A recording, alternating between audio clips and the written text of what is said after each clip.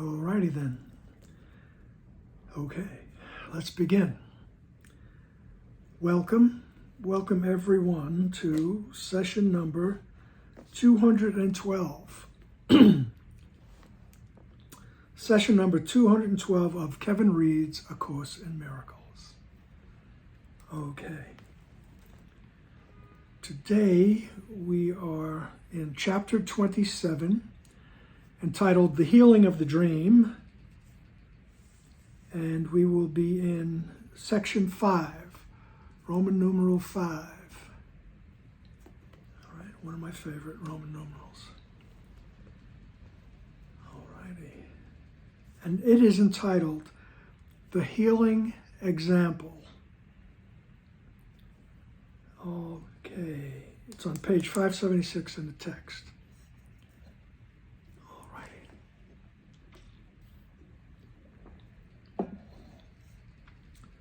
Let's just begin. The only way to heal is to be healed.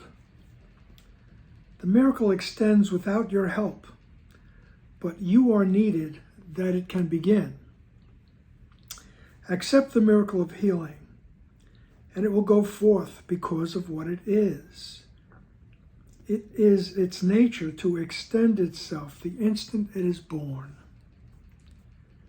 And it is born the instant it is offered and received. No one can ask another to be healed, but he can let himself be healed, and thus offer the other what he has received. Who can bestow upon another what he does not have? And who can share what he denies himself? The Holy Spirit speaks to you. He does not speak to someone else. Yet by your listening, his voice extends because you have accepted what he says. Okay. This section is quite beautiful.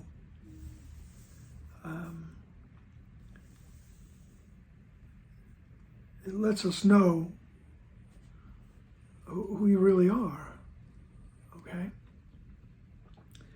And when he talks about healing, remember, he's not talking about the blister I have on my thumb from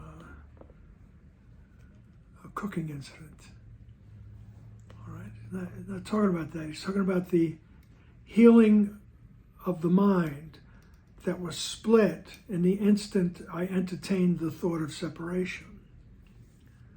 All right? The mind is very powerful and is only the one mind. So the thought arose, the thought of separation, and I aligned myself with it. The mind was split. Well, as soon as the thought arose, the mind was split.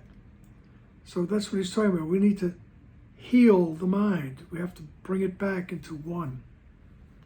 Right? Bring it back into the oneness. And he says the only way to be healed,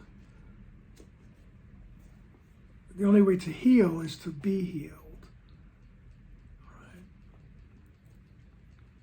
He's talking about healing the split mind. Okay? And the only way to do that is to allow yourself to be healed. In other words, to come into the right mind, where the memory of your true self resides, right? Symbolized by Jesus in the Course in Miracles. Right? The Holy Spirit, the symbol of who you really are, the memory of who you are. Okay. So the miracle extends without your help. All we need to do is sit in the presence of your true self. Sit in the right mind, as we say. Okay. And the miracle extends itself. I don't need to know where it's going. I don't need to direct it, all right?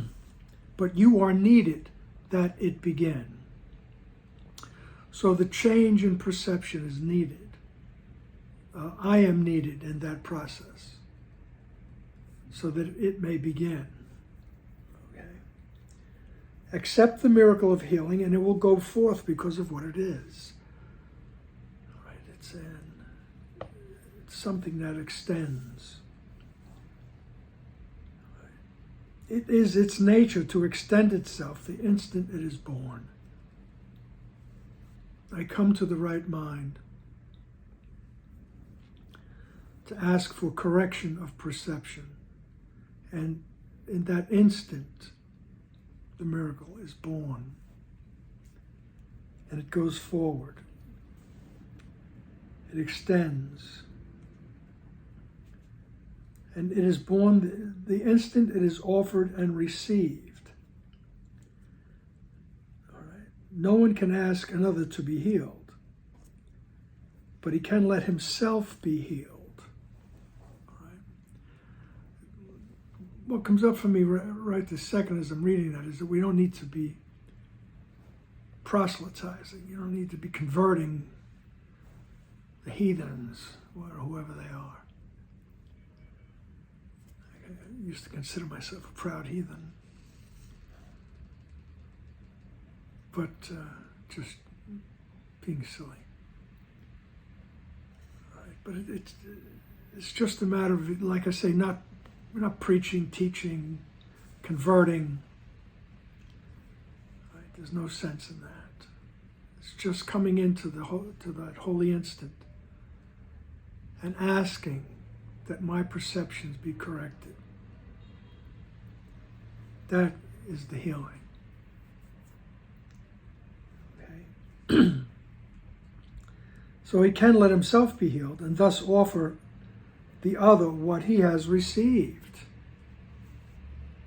Right? I receive, whatever word you want to call it, the light, the truth. Right? I invite it. Right? And so it comes through me. That's what he means by giving it. All right? I bring it with me, no matter what I'm doing. Okay. So who can bestow on another what he does not have? Can't give what you don't have. And who can share what he denies himself? Right? Can I share the knowledge of innocence? Can I share the awareness of innocence if I deny it to myself?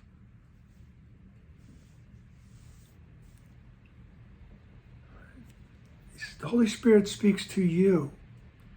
And just a reminder, that you is italicized, and especially then, it's reminding us that the Holy Spirit is speaking to that decision maker, that decision-making part of the mind. So he's speaking to that decision-making part of the mind, telling us all these things. He says, that does not speak to someone else, yet by your listening, his voice extends because you have accepted what he says. By my listening to the message of innocence that the Holy Spirit brings, right, that message extends. Right, because I have accepted what he says. When I can accept my own innocence, as they say in the Course, accepting the atonement for myself, it's the only thing I need to do in this dream, in this situation here. I remember a story that one of the wonderful workers at the foundation in Roscoe, New York, when I was there, truly wonderful person. We were having this conversation, and she was telling me when she was working in the office that she was getting so nervous. She had so many things to do to help prepare a trip that Dr. Wapnick and his wife were about to take, and there were other things to do, and correspondences and whatnot. And Dr. Wapnick came into the office, and she was telling her how much, I got to do this, I got to do that. And she said he just walked up to me, all right, and he just looked at me and he said, the only thing you have to do is accept the atonement for yourself. And what he was telling her is the only thing we have to do is accept the innocence. So that's what we're here for, actually. To accept our own innocence. To accept the fact that we never sinned. We never separated. We never separated from the mind of God. And Dr. Wapnick reminded her, it's the only thing you really have to do. Everything else is just the course of life here. We set up things to do, okay? And of course, things do have to be accomplished. You gotta do certain things to pay your rent, all that stuff, So if you want to go on a trip, you gotta make arrangements,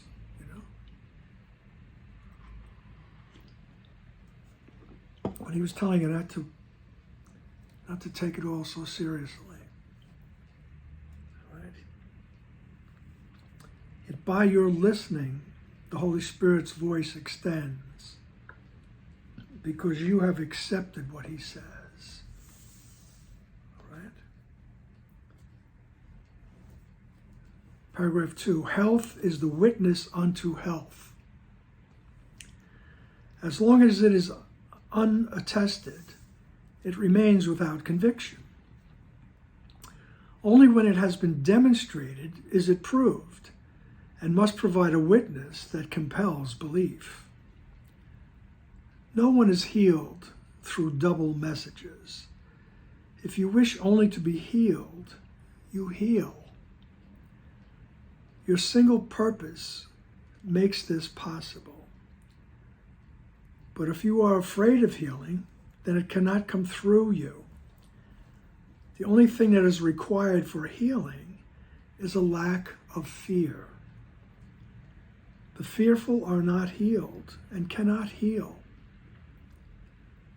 This does not mean the conflict must be gone forever from your mind to heal, for if it were, there were no need for healing then. But it does mean if for only an instant you love without attack, an instant is sufficient. Miracles wait not on time. All right. So health is witness unto health. All right. Remember, he's not talking about the form, the body. He's talking about the mind. All right. So that health of the mind is a witness unto itself. It's a witness unto the innocence of the oneness. Right? As long as it is unattested, right, it remains without conviction. As long as we are not witnessing unto it, so to speak, right? We're not attesting, we're not living the example of the healed mind, it remains without conviction. As long as we're not convinced.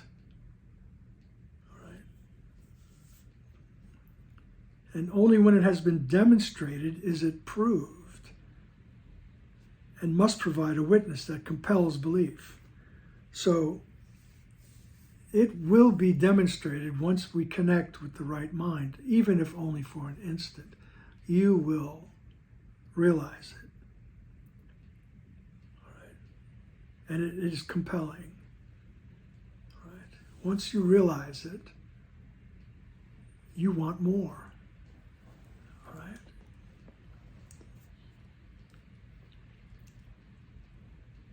Only when it has been demonstrated is it proved.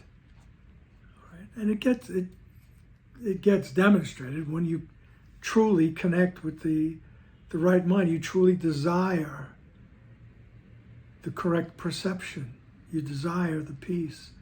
You desire the awareness of innocence to rise up in your awareness. Right. Then it becomes very compelling. Right. If you wish only to be healed, you heal. right? No one is healed through double messages. It's like, I don't know, what comes up for me when he says that double message again is that, ulterior motives, and we're proving that, those double messages, they only prove the world is real, So we're not trying to do that. He says, if you wish only to be healed, that's the only thing you want. I don't have an ulterior motive here. Right? He says, if you only want to be healed, you will heal. And it's very interesting. I had a cyber conversation with a friend, and we were talking about the word surrender and things like that, and surrendering without the resentment of sacrifice. And I told him my favorite word for it was relinquishment. All right, which a word that I was really fascinated with in sophomore year in high school, studying Caesar's Gallic Wars. When Caesar's army would all of a sudden decide, okay, we're moving now. We're going to break camp and move on to another camp. We're going to build another camp somewhere. He said what they would do is they couldn't carry everything that they had, pillaged probably. So what they couldn't carry, they just put it down. What they didn't want to carry, they put it down and walked away from it. They relinquished it. And the verb was relinquo. And I always liked that idea. And Jesus says more succinctly, forget this world, forget this course, and come with holy, empty hands unto your God.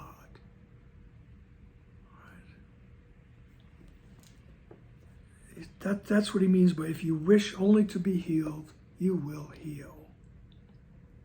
Right? There's no other motivation. Okay? Your single purpose makes this possible. But if you are afraid of healing, then it cannot come through you.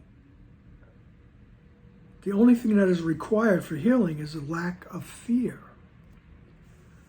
The fearful are not healed and cannot heal. This does not mean the conflict must be gone forever from your mind to heal, for if it were, there were no need for healing then. But it does mean, if only for an instant, you love without attack. An instant is sufficient. Miracles wait not on time. So all we need to be healed is a lack of fear. All right? The ego, when we are approaching the right mind, the ego is terrified because it feels that it's about to be dissolved. It doesn't know what's coming, but it has that feeling. It's getting weaker. It's like the witch in the Wizard of Oz. I'm melting. All right? And it will caution you. All kinds of fear. Don't do that. Don't go there. Don't go to the right mind. All right? All through the panoply of human existence, there's all kinds of myths and stories about not looking. Don't look. Don't go there. And the ego will caution us, you're going to be destroyed if you go to the right mind, if you go to that stately calm within. All right? God is waiting there to get his revenge because you ruined the oneness. He's looking to get you. All that, and it just pops up in so many different ways. And we're afraid to lose this. Oh, I'm going to lose this. I'm going to lose this body. I'm going to lose my existence. I'm going to die. all kinds of fears rise up. And that's not the case. It's just not the case. The first thing that will happen is that you'll be aware of a shift in the way you see things. And it might just start small. You see a shift in the way you see a certain thing, a certain person, a certain situation. But you notice that there's a shift, and you realize it came because you asked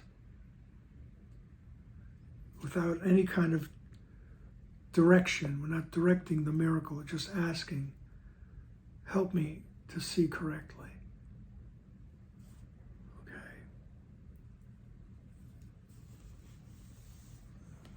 He says, the fearful are not healed. If I'm afraid to come and if I'm afraid to have conversation with Jesus, because I think he's going to snatch me up, all right? He says, then you can't heal, all right? And he says, look, I know your situation here, so it doesn't mean that you always have to be in that state of awareness. He says, I know you're going to fluctuate, right? He says, it doesn't mean that the conflict must be gone forever from your mind in order for you to heal, right? It just means that we practice those instants, right? Where I am not attacking. Right, I'm not criticizing, I'm not projecting guilt, I just want to see correctly. Right. And that's how the healing occurs. And we experience it incrementally. Right? And he knows that. An instant is sufficient, he says. All right? Miracles wait not on time. All right? It doesn't matter.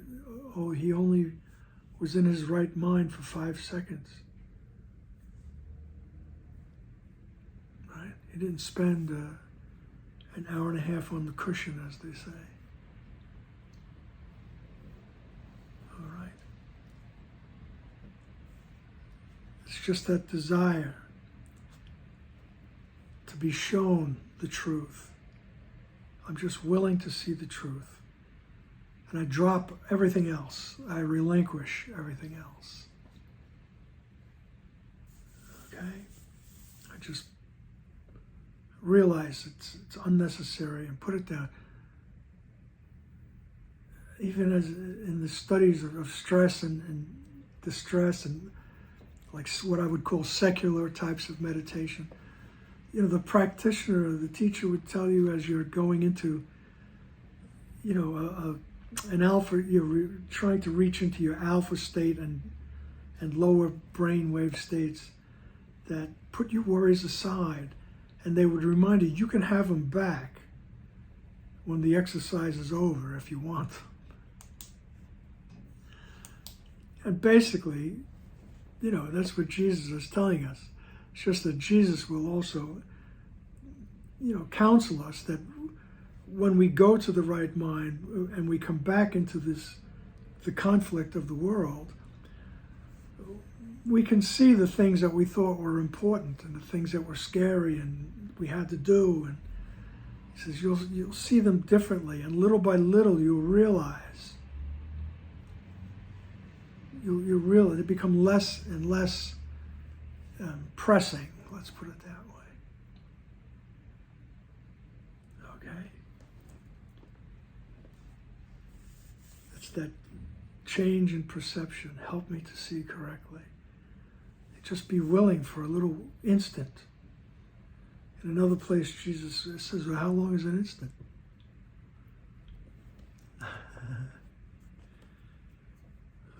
Paragraph 3.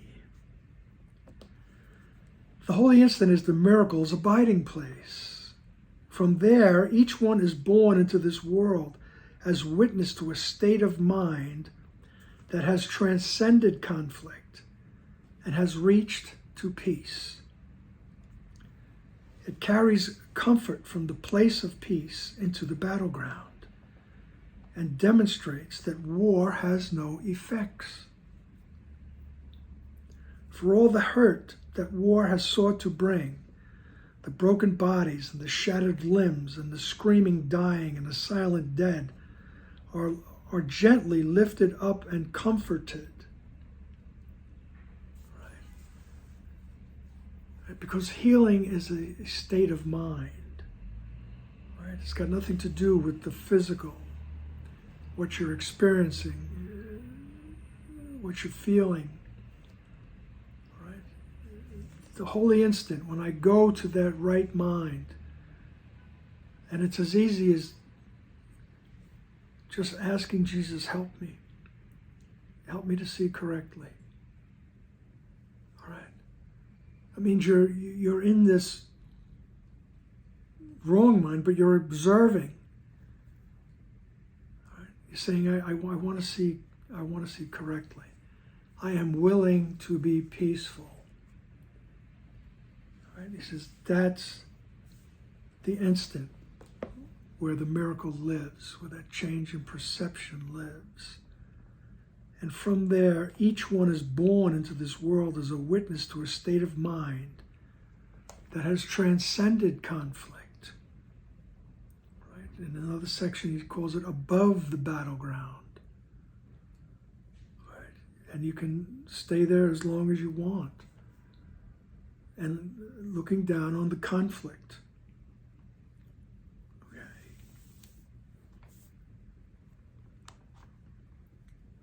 And it has reached a place of peace.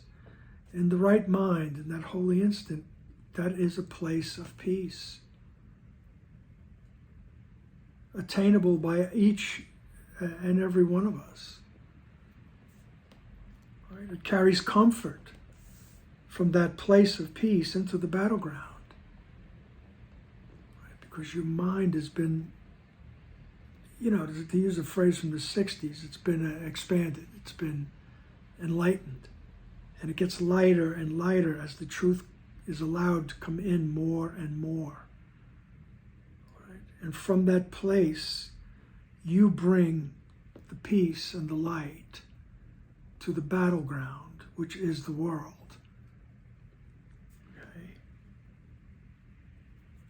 Be it a workspace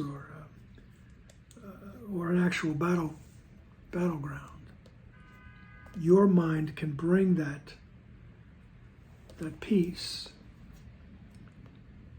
Right? It carries comfort from the place of peace into the battleground and demonstrates that war has no effects.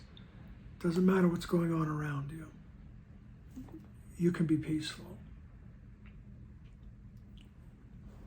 Because you will interpret things differently.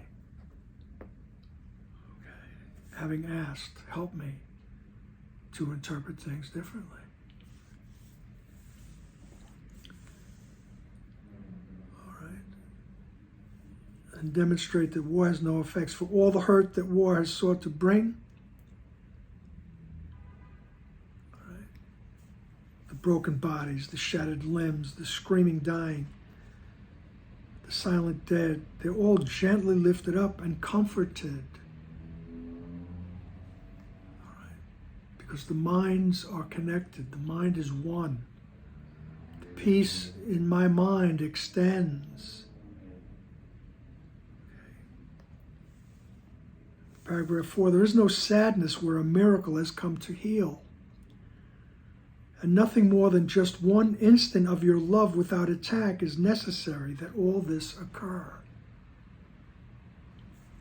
In that one instant, you are healed.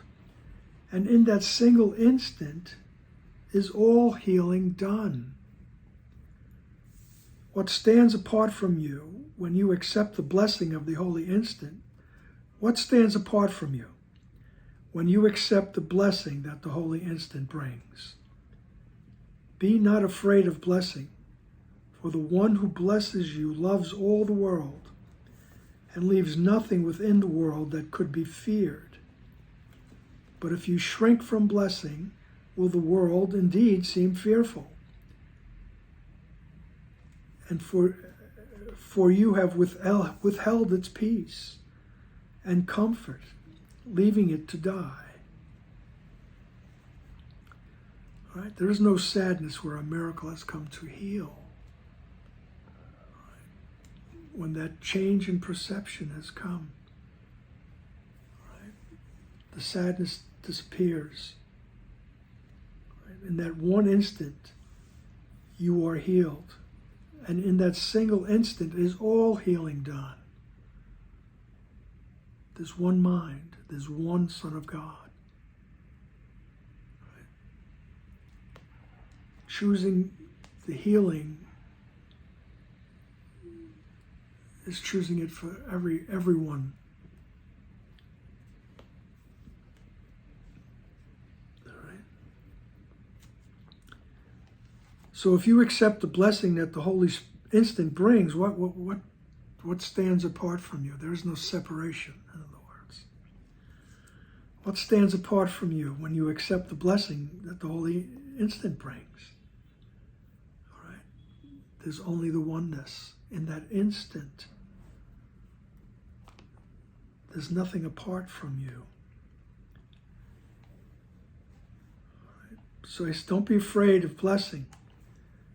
The one who blesses you loves all the world. All right. The Holy Spirit, the intermediary, the connection, the bridge to God. All right. It blesses you. For the one who blesses you loves all the world and leaves nothing within the world that could be feared. It wipes out all the idea of fear. Right? But if you shrink from it, if you're afraid to go to your right mind, then all the world will seem fearful, because we just chug along, unhealed, thinking that we separated and we're here all by ourselves, and we got to, and everything that comes with that.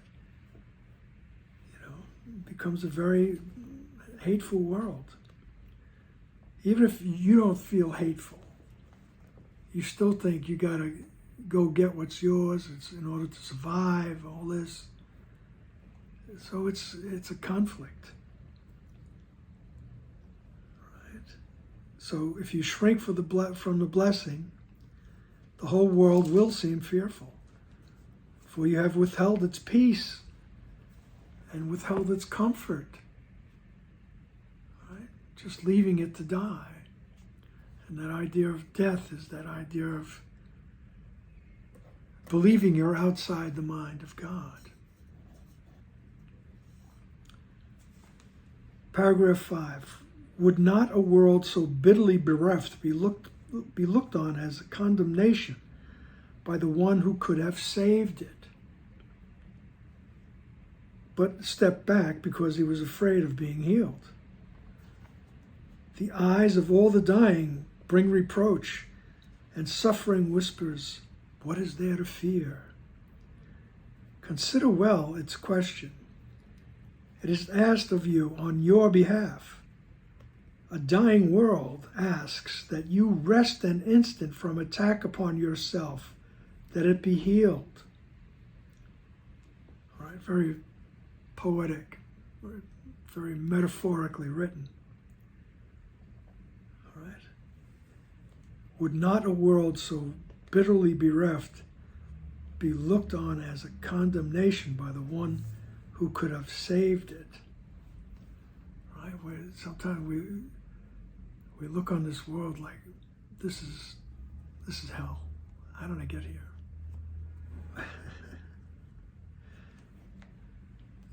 But you could have saved it.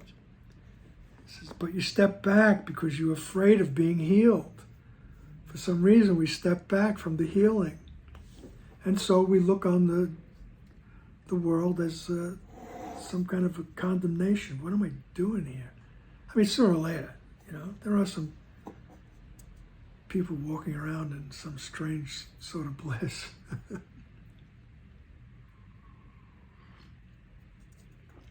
thinking that they got it made. In the immortal words of Bob Dylan, they're all drinking thinking that they got it made. I don't live too far from 4th Street, positively. All right, let's get out of the silliness. But if you shrink from the blessing, all the world will indeed seem fearful. If you shrink from accepting your own innocence and realizing that you never separated from God, the whole world will seem fearful. All right? A dying world asks only that you rest an instant from attack upon yourself, that it be healed. So he's telling us very poetically, the world is calling out for you. Please just go to that holy instant, just an instant. Right? Just rest from the attack on yourself. The attack on myself is believing I separated from the oneness. That's the attack on my true self. And he says, the world is asking you, please, stop it for a minute. Stop that. All right.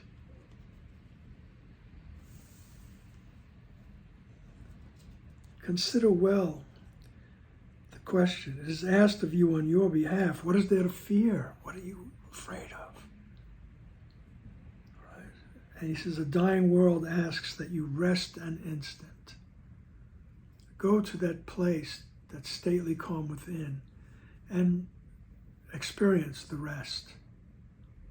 Just rest an instant.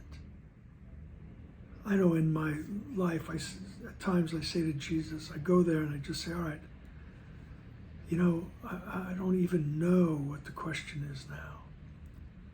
I don't even know. I just want to rest. I just want to rest with you.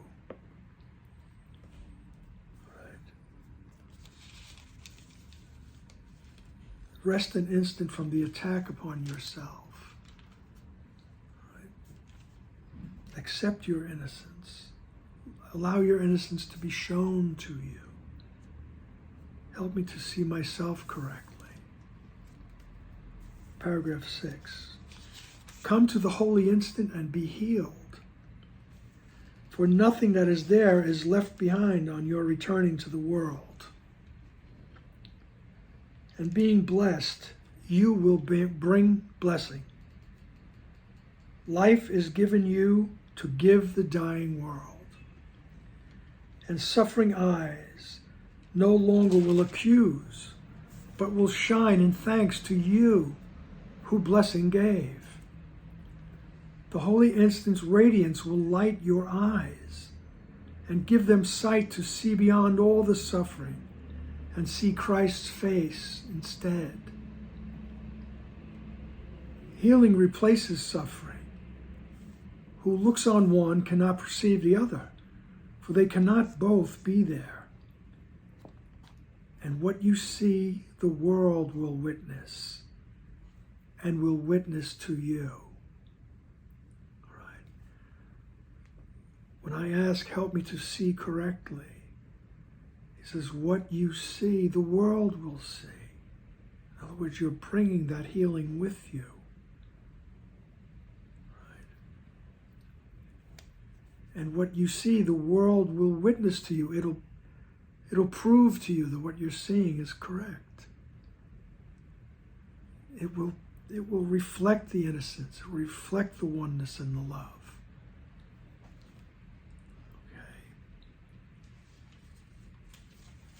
You will be able to see beyond the suffering, see beyond this conflicted world. You'll see beyond it to the face of Christ, which is the innocence. And that's what you'll see instead. Right? You don't force that. You don't figure it out. You just desire it. That's what I want. That's what he means by allow yourself to be healed. You don't have to figure it out. Well, how do I heal? How do I see this? How do I see the innocence? You just go to the holy instant and ask, help me to see correctly. That's all I want. All right. Come to the holy instant and be healed. Right? For nothing that is there received, everything that I bring, help me to see this correctly. He says, you leave it there. And you come back to the world without it, or with a different interpretation of it, let's say. All right.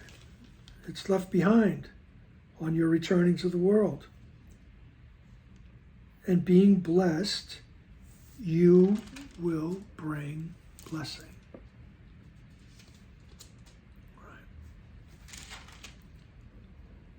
Life is given you to give the dying world. Right? And you don't have to worry about how it gets done or what do you have to do. You know, it's not going to require any effort, believe me. If it required a lot of effort, I would think twice myself. So. There's no effort involved, just a desire to connect with the truth. And allow the truth to come through you. Right? And let it extend to this nutty world. Right? Healing replaces suffering. Right? Because they can't exist at the same time. So when I allow myself to be healed, there's no suffering.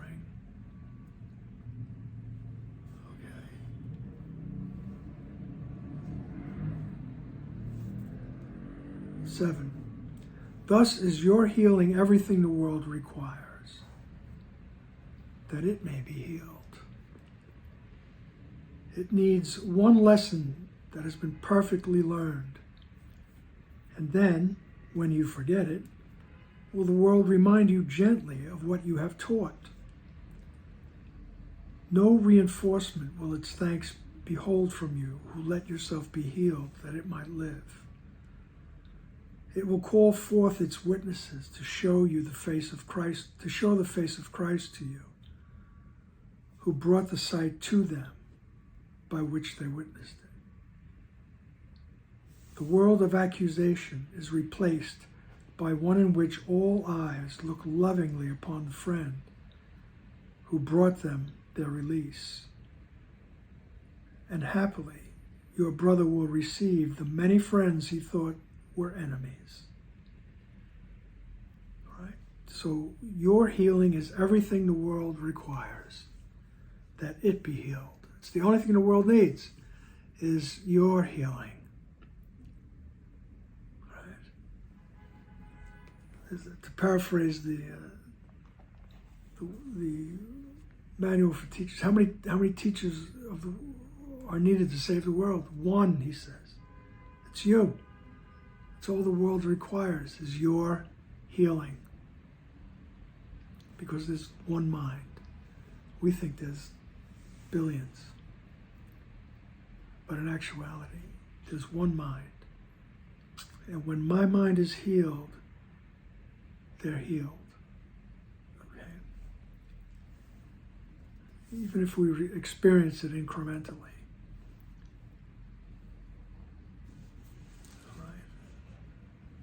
It needs one lesson that has been perfectly learned. All right? The lesson is that you have not separated. You are not guilty. You have accepted your own innocence.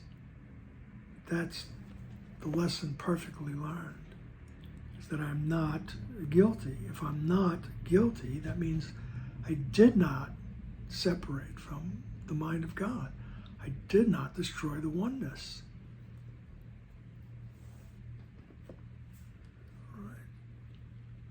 And then when you forget it, he says, the world will remind you gently of what you have taught. So the world will reinforce our healing. It will reinforce our learning. When I start to fluctuate, it's like, oh wait, the world will help me get back to my right mind. All right. When you forget it, will the world remind you gently of what you have taught? No reinforcement will its thanks withhold from you. When you let yourself be healed, that it might live. All right? It will call forth its witnesses. So the world will call forth the witnesses to show you your innocence, to show the face of Christ to you, who brought the sight to them. All right. And by which they witnessed it. All right. The world of accusation is replaced by one in which all eyes look lovingly upon the friend who brought them their release. Right? That friend is that connection with the Holy Spirit. Right? That holy instant that brought them their release. Right? And happily, your brother will perceive the many friends he thought were enemies. And happily now, your brothers and sisters will have their perception corrected. And what they thought were enemies are now friends. All right. Paragraph 8. Problems are not specific, but they take specific forms. And these specific shapes make up the world. And no one understands the nature of his problem. If he did, it would be there no more for him to see. Its very nature is that it is not. And thus, while he perceives it, he cannot perceive it is as it is. But healing is apparent in specific instances and generalizes to include them all. This is because they really are the same despite the different forms. All learning aims at transfer, which becomes complete within two situations that are seen as one. For only common elements are there. Yet this can only be attained by one who does not see the differences you see. The total transfer of your learning is not made by you, but that it has been made in spite of all the differences you see convinces you that they could not be real. Alrighty then. This is a wonderful, poetic, logical, psychological, metaphoric word salad. Okay. And he's telling us, look, he says problems are not really specific. Okay? But they take specific forms. And these specific shapes make up the world.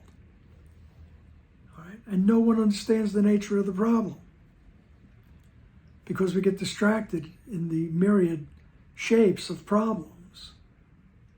Right? He says, if you understood the problem, it wouldn't be there anymore. And the problem is I aligned myself with the belief in separation. That's the problem. I believe I separated. That's the problem. Everything unfolded after that. You aligned yourself with the ego thought system. You aligned yourself with the thought of death, the thought of conflict, instead of aligning yourself with the thought of life. That's the problem. But, you know, you're running around, we think we got, like Jay-Z says, you got 99 problems.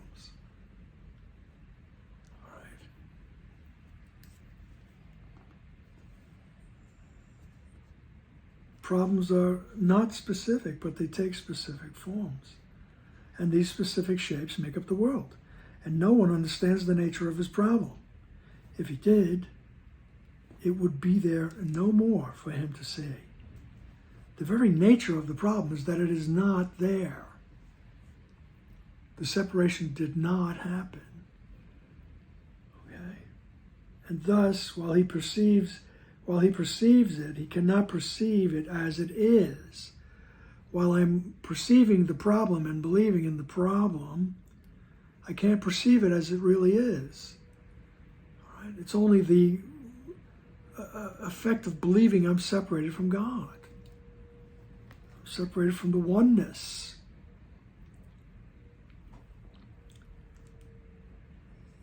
But healing is apparent in specific instances and generalizes to include them all. So to me, this tells that Jesus knows we do this step by step. And as we have our perceptions changed, we see our problems differently, right? We get reinforced, right? We grow in the awareness that, oh yes, they're all the same. They all come from the same thing. Right? It generalizes to include them all. Right? No order and difficulty in big or small problems. Once we have practiced asking for help to see things correctly, things generalize. Right? They generalize to include them all. So we say, oh, it's all included in the belief that I separated from God. That's the first instance of a problem. He says this is because they really are all the same, despite the different forms. You know? What comes up for me is all these commercials for medicines on the TV. There's a lot of different problems in different forms, you know?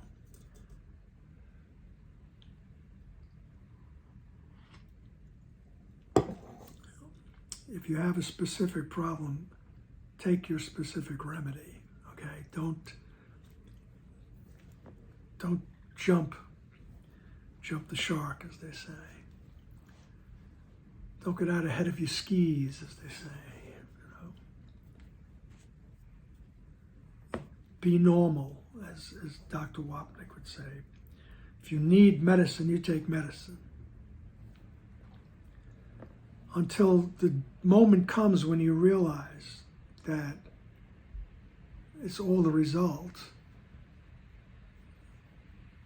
of believing that you're separated from God.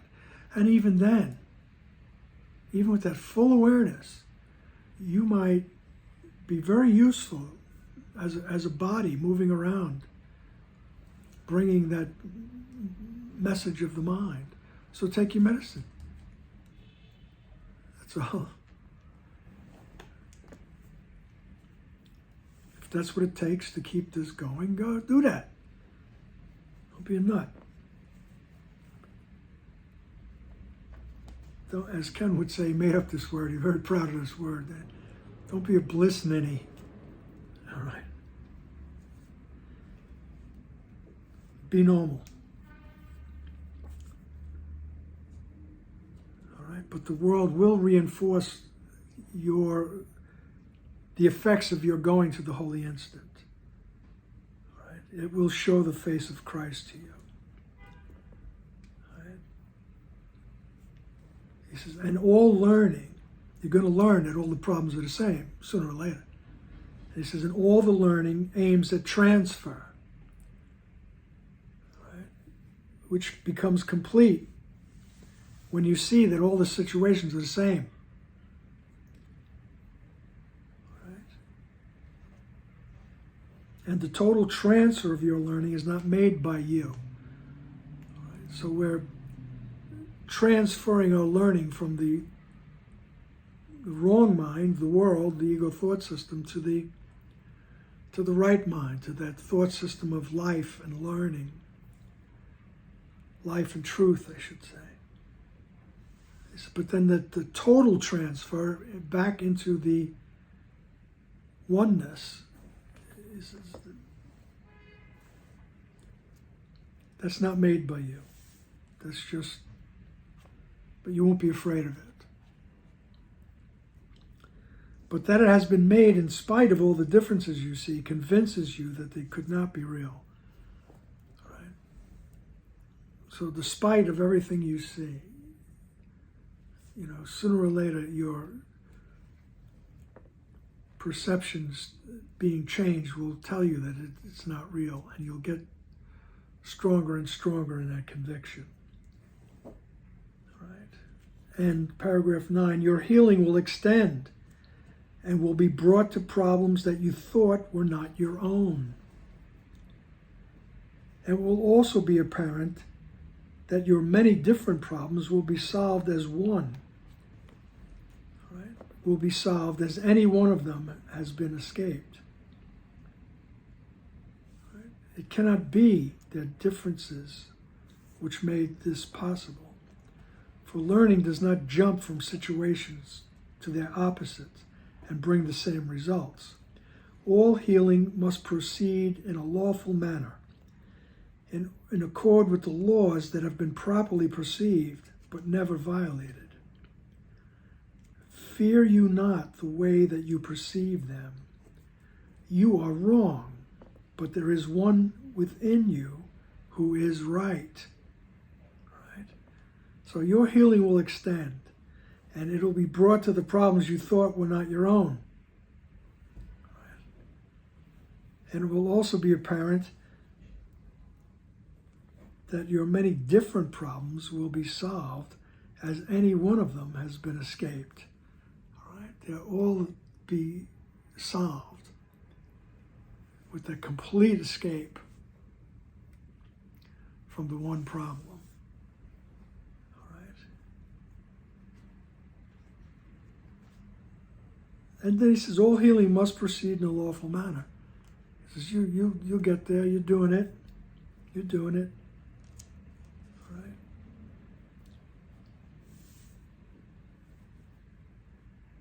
All healing must proceed in a lawful manner, in accord with the laws that have been properly perceived but never violated. Fear you not the way that you perceive them.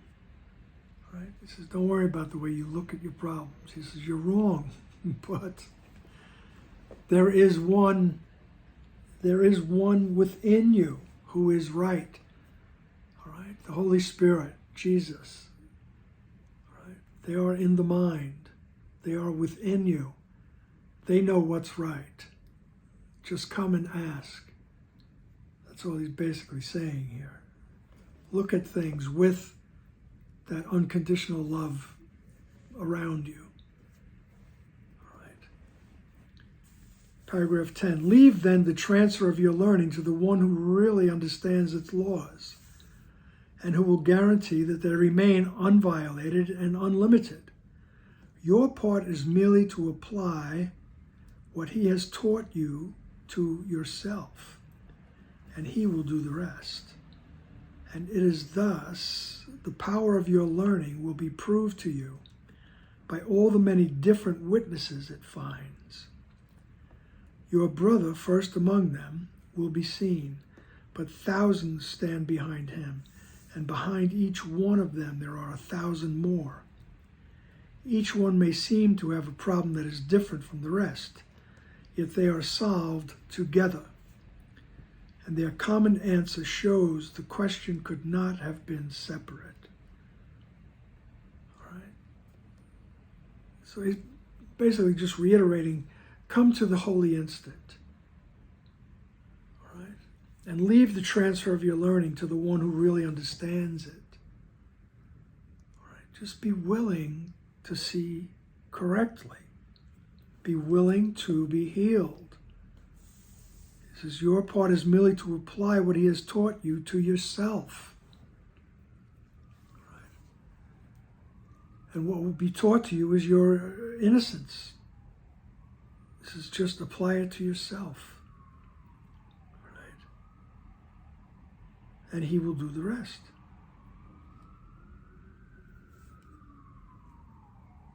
All right? And you will see it reflected to you. That's the many witnesses he's talking about here. And your brother will be the first among them. The other person will be the first among them that you will see differently and will witness to the truth in you. Okay. Right? Just wouldn't be a session without an emergency response team going by. All right. And your brother will be the first among them, and he will be seen. But there are thousands behind him, and behind them 1,000 more. Behind each one, there's 1,000 more. And each one may seem to have a different problem. Yet they're all solved together. They're all solved together. Once I realized the oneness, I realized that we have not separated from the oneness. We are not guilty. And all the problems are corrected together. All right? And their common answer shows the questions could not have been separate. All right? Okay. So the common answer is that you're not guilty.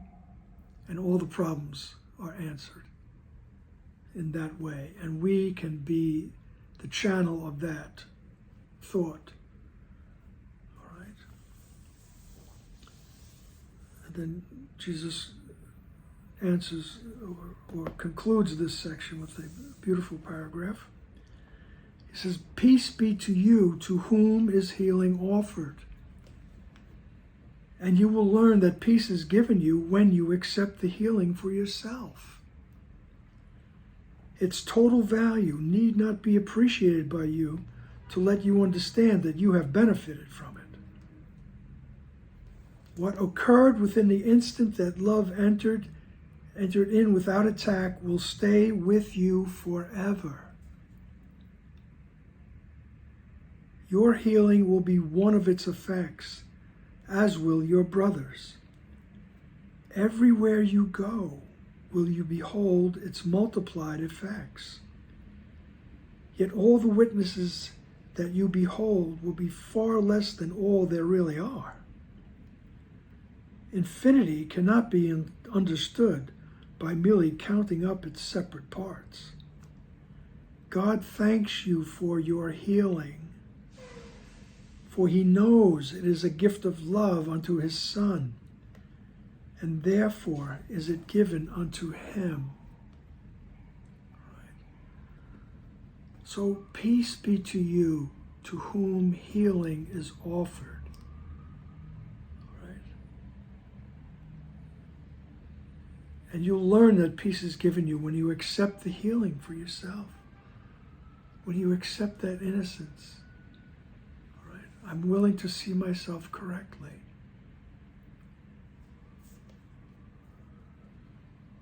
And he says its total value need not be appraised. He says you don't have to realize the total value of this. All right? To understand that you have benefited from it. All right? You will see, all right, how you are benefiting from this. Going to that stately calm within, the right mind, and just being willing to be peaceful.